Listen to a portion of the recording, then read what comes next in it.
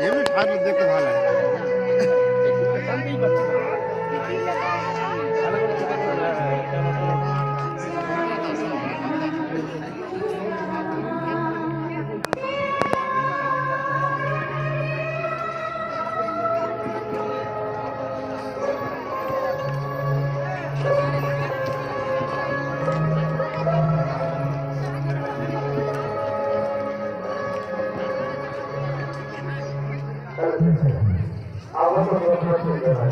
পরিবার সঙ্গে পক্ষ থেকে